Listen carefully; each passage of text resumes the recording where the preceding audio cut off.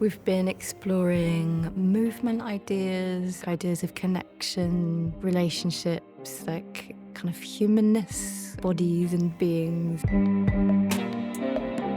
It's just been such a lovely reminder of how gentle and like kind a rehearsal space can be, like how it can be so positive and celebratory and just full of love. A lot of that, the kind of very small, like gestural stuff, I really love.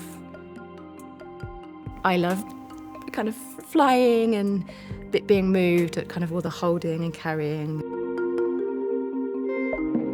I feel like it could be very moving, touching.